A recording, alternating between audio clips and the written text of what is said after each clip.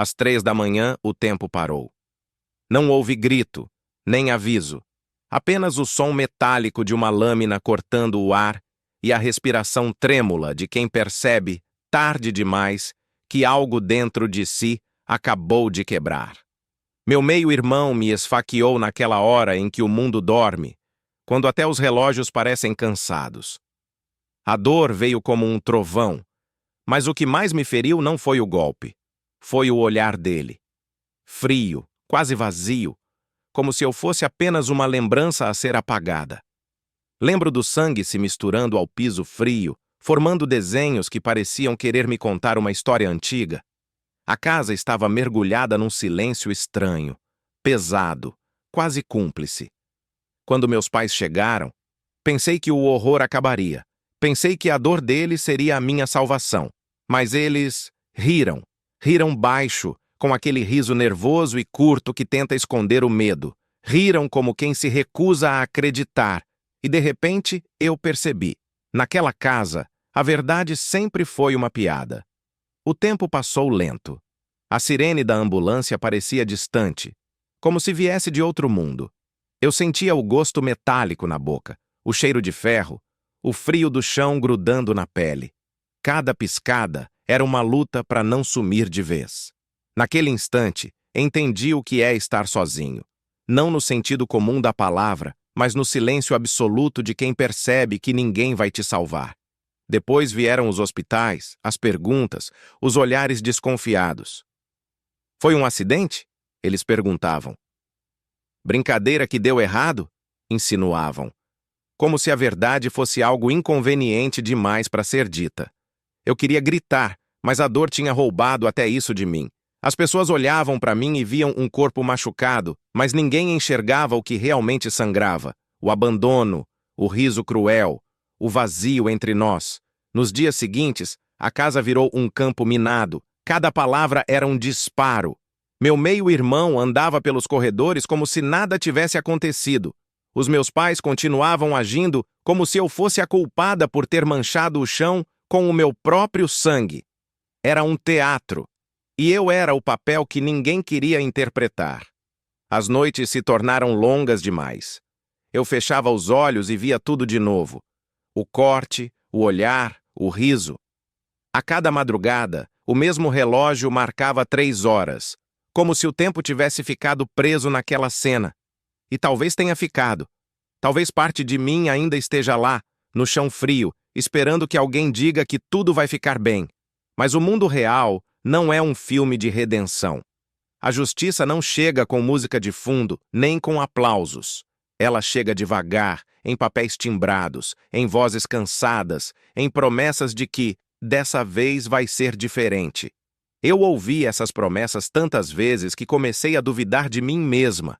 Talvez eu tivesse exagerado. Talvez o riso deles fosse nervoso, não cruel. Talvez o golpe fosse um erro, não um crime.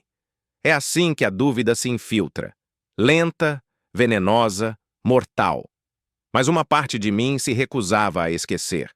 A ferida cicatrizou por fora, mas a lembrança ficou viva, pulsando sob a pele.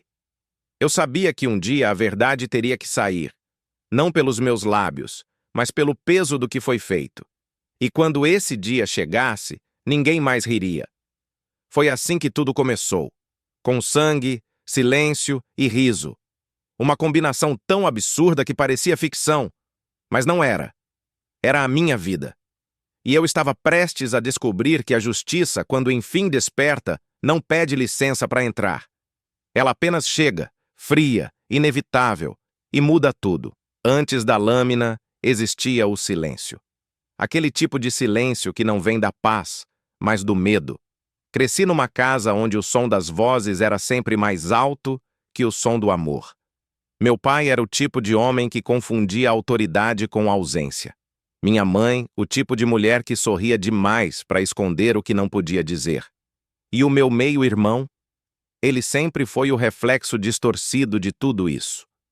Desde cedo, aprendi a andar leve, como quem teme acordar monstros. Qualquer gesto errado virava ofensa. Qualquer verdade dita, uma traição. E entre paredes tão frias, aprendi a calar. Calar para não incomodar. Calar para sobreviver. Ele cresceu me observando. No começo, parecia apenas inveja infantil. Eu tirava boas notas, era quieta, obediente. Ele, inquieto, errático, vivia tentando provar algo que ninguém lhe cobrava. Mas com o tempo, o olhar dele mudou. De curiosidade virou raiva. De raiva virou desprezo. Até que um dia se transformou em algo pior. Uma necessidade de me ferir. Lembro do primeiro empurrão. Mas o silêncio tem um preço. Ele pesa, sufoca, apodrece por dentro. E um dia, inevitavelmente, explode. Quando a faca veio, ela não veio sozinha. Trouxe consigo todos os anos de indiferença, todas as palavras engolidas, todos os olhares desviados. Foi o grito de uma casa doente. E eu era apenas o corpo que pagava por isso. Depois do ataque, a rotina virou um tribunal. Policiais, assistentes sociais, médicos. Cada um queria uma parte da história, mas ninguém queria ouvir o todo. Eu falava e via nos olhos deles a mesma dúvida que via nos olhos dos meus pais. Será que ela não está exagerando? Foi nesse limbo entre a dor e a descrença que comecei a entender o poder da verdade. Ela não é bonita, não é limpa, é áspera, machuca quem tenta segurá-la. Mas é a única coisa capaz de curar. O processo judicial começou devagar, quase engasgando. O nome dele estava nos papéis, mas o peso da família pairava sobre mim. Falar contra o próprio sangue é uma guerra que ninguém quer travar. Há dias em que o silêncio parece mais fácil. Mas toda vez que eu pensava em desistir, lembrava daquela madrugada. Do riso deles, do frio no chão, do som do meu coração tentando continuar. E foi assim que comecei a falar. Não como vítima, mas como sobrevivente. Cada audiência era uma ferida aberta, cada depoimento, um corte antigo refeito. Mas, aos poucos, a vergonha foi cedendo espaço para algo novo, uma espécie de força que eu não sabia que existia. Comecei a entender que não era apenas sobre o que aconteceu comigo, era sobre tudo o que é silenciado dentro de casas normais, sobre todas as vozes abafadas por risos falsos e aparências de família perfeita. Enquanto o julgamento se aproximava, percebi que a verdade não apenas liberta, ela transforma, ela muda quem a diz e destrói quem tenta escondê-la. Meus pais começaram a evitar me olhar nos olhos. Meu meio-irmão, agora réu, me lançava aquele mesmo olhar frio de antes. Mas, dessa vez, eu não desviei.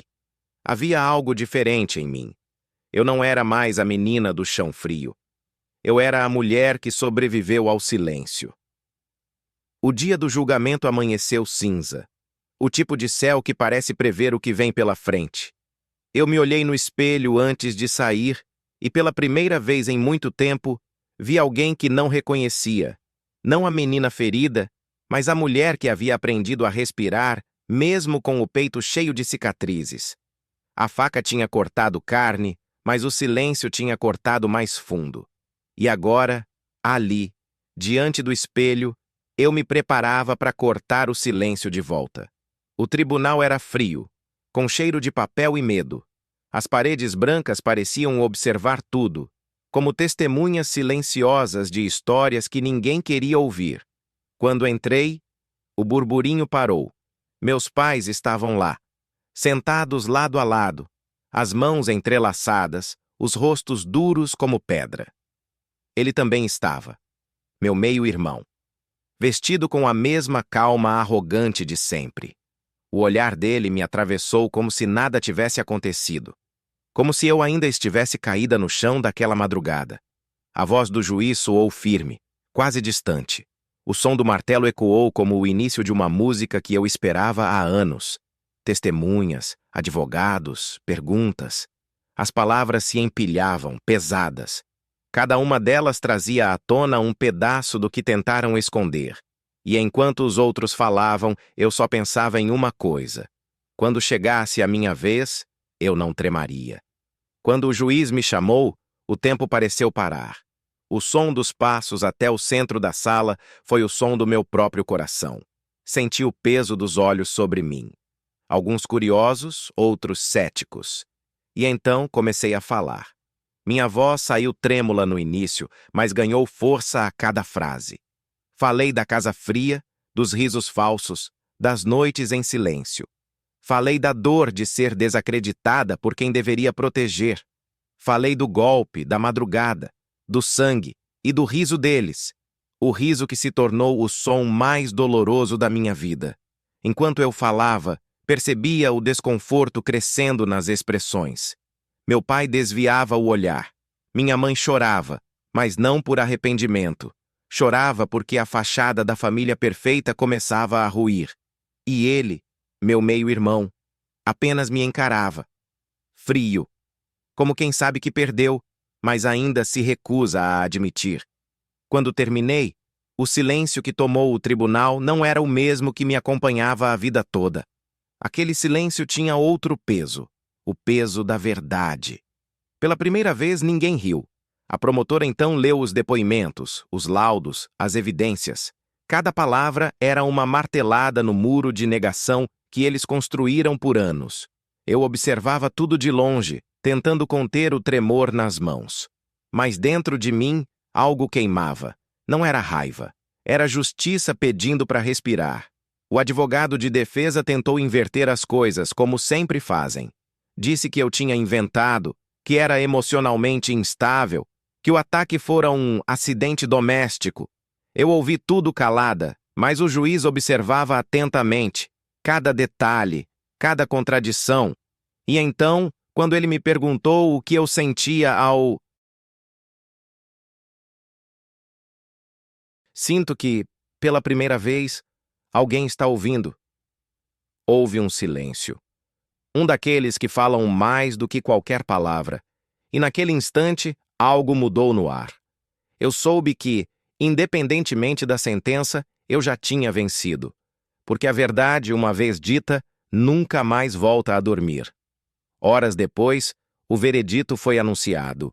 O som do martelo ecoou de novo, mas dessa vez não trouxe medo. Trouxe alívio, culpa do.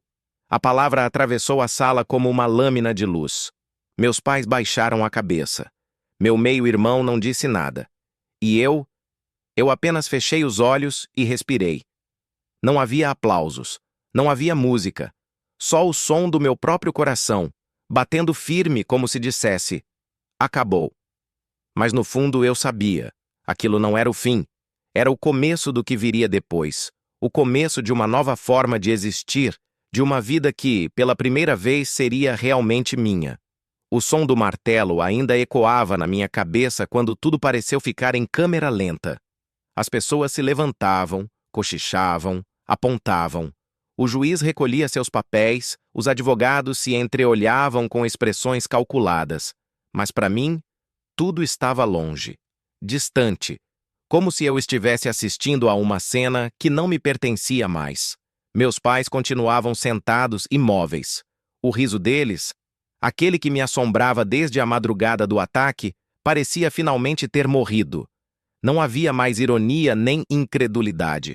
Apenas o silêncio.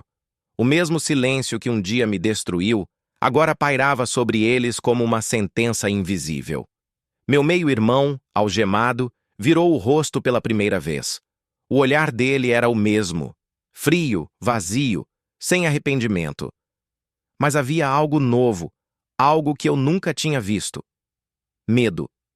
Medo de mim. Não porque eu fosse perigosa, mas porque eu tinha sobrevivido. E sobreviver é o maior ato de vingança que existe. Enquanto o levavam, ele passou por mim. Por um segundo, nossos olhos se cruzaram. Foi um olhar rápido, mas o suficiente para eu sentir o peso de tudo o que nunca foi dito. Eu não disse nada. Não chorei. Não desejei mal. Apenas permaneci ali, firme, respirando. Porque às vezes, o silêncio é a resposta mais poderosa que existe. Quando ele saiu da sala, uma estranha sensação de vazio me invadiu. A justiça tinha sido feita. Mas o que restava de mim? A mulher que entrou ali não era a mesma que agora saía. A dor tinha moldado meu corpo, esculpido minha voz, transformado minha alma em algo que eu ainda não sabia nomear. Os repórteres esperavam do lado de fora. Luzes, flashes, microfones. Perguntas cortavam o ar como navalhas. Você perdoa seu irmão? Como se sente depois da sentença? O que espera agora? Eu apenas caminhei. Cada passo parecia mais leve, mas também mais consciente. Eu sentia o peso da minha história me empurrando para frente. Não como uma âncora, mas como combustível. Porque quando você enfrenta o inferno e sai andando, o fogo nunca mais te assusta. Nos dias seguintes, tudo parecia suspenso. A imprensa falava, as pessoas comentavam, os vizinhos cochichavam. Alguns diziam que eu era corajosa, outros que eu tinha destruído a própria família. E talvez os dois estivessem certos, porque coragem e destruição, às vezes, andam juntas. À noite, eu voltava ao quarto e observava as cicatrizes no espelho. Elas não me envergonhavam mais. Eram lembranças, sim, mas também troféus. Cada linha marcada na pele contava uma história que ninguém mais podia apagar. Sonhei algumas vezes com o tribunal. No sonho, o juiz não falava. Só o silêncio preenchia a sala. Um silêncio diferente. Não o da omissão, mas o da paz. Aquele tipo de silêncio que vem quando o barulho da dor finalmente se cala. E então, num desses sonhos, eu vi a mim mesma naquele chão frio da madrugada. A menina caída me olhava nos olhos. Ela não chorava, ela sorria. Acordei com o coração disparado, mas pela primeira vez não havia medo. Era como se, dentro de mim, algo tivesse se reconciliado. Eu tinha sido ferida, sim, mas não estava mais quebrada. Dias depois recebi uma carta. Vinha do presídio. O remetente, ele. Demorei horas para abrir. Dentro havia apenas uma frase. Você venceu. Nenhum pedido de perdão. Nenhuma explicação. Apenas isso. E, estranhamente, foi o suficiente. Porque, pela primeira vez, ele admitia, não para mim, mas para si mesmo, que o riso tinha acabado. Saí de casa naquele dia e olhei para o céu. Não havia mais nuvens. O mesmo relógio que marcara 3 horas naquela madrugada agora marcava meio-dia. O tempo, enfim, tinha voltado a andar. E eu, pela primeira vez, também.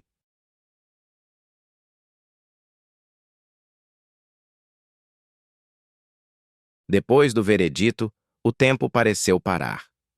Era como se o mundo respirasse comigo pela primeira vez. Tudo o que veio depois aconteceu em silêncio, mas um silêncio diferente daquele que um dia me destruiu. Este era calmo, maduro, quase gentil. Um silêncio que abraça, que permite que as feridas respirem, que ensina que viver é continuar, mesmo quando o passado ainda tenta sussurrar teu nome. A casa onde tudo aconteceu ficou vazia. Caminhei por cada cômodo uma última vez.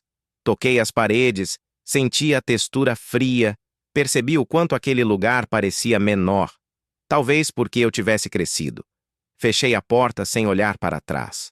Deixei tudo ali, os ecos, os gritos, o medo. Era hora de partir. A nova cidade não me conhecia e isso era libertador. O ar parecia mais leve, as pessoas mais distantes e o futuro, enfim, possível. Nos primeiros meses, o relógio ainda me acordava às 3 da manhã. O corpo lembrava, mesmo quando a mente tentava esquecer. Mas com o tempo, o som deixou de ser um chamado da dor e virou apenas mais uma hora da madrugada. Quando percebi, já não doía mais. Entendi, aos poucos, que o perdão não é um presente para quem te feriu. É uma libertação que você dá a si mesmo. Perdoar não é esquecer, é deixar de sangrar por dentro. Eu não perdoei para absolvê-los, mas para me permitir respirar. Guardar ódio é continuar acorrentada àquilo que te destruiu, e eu não queria viver prisioneira de novo. Certa vez, encontrei uma mulher que me reconheceu de uma reportagem antiga. Ela me perguntou como consegui suportar tudo. Eu respondi que não suportei, sobrevivi. Há uma diferença. Suportar é permanecer onde dói. Sobreviver é sair mesmo sem saber para onde. E às vezes é só isso que a vida exige da gente. Continuar andando, mesmo com as pernas tremendo. Passei a dar palestras em escolas e abrigos. Falo sobre coragem, mas não aquela que aparece nos filmes. A coragem de verdade é silenciosa, cotidiana. É acordar e tentar de novo. É se olhar no espelho e decidir que a dor não vai definir quem você é. É transformar a cicatriz em prova de que você venceu. De vez em quando alguém pergunta se eu o perdoei. Eu digo que sim, mas não como esperam. O perdão não foi um ato de bondade. Foi um ato de poder. Porque enquanto ele continua preso às escolhas que fez, eu estou livre para seguir. Ele me feriu uma vez. Eu não permitiria que fizesse isso para sempre. Os meus pais nunca me procuraram. Soube, por boatos, que vivem longe, isolados, envelhecendo junto com o silêncio que escolheram. Já não sinto raiva, só distância. Acho que o riso deles, no fundo, era medo disfarçado. Medo de encarar o próprio fracasso. A verdade é que cada um enfrenta a dor como consegue. Eles fugiram. Eu fiquei. E sobrevivi. Hoje, quando chove, abro a janela e deixo o som preencher a casa. É o mesmo som daquela madrugada, mas agora ele soa como cura. A chuva cai e leva embora o que ainda resta. Cada gota parece me dizer: acabou. As cicatrizes continuam aqui, traçando mapas invisíveis pela pele. Mas elas não me prendem ao passado. São lembretes do caminho percorrido, não âncoras. São marcas de sobrevivência. Provas de que a dor passou por mim, mas não ficou. De vez em quando penso na menina que um dia fui.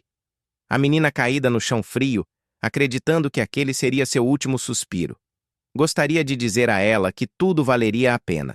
Que um dia ela caminharia livre, respirando fundo, olhando o mundo sem medo. Gostaria de dizer que a justiça viria, mas que a verdadeira justiça seria a paz que nasceria dentro dela.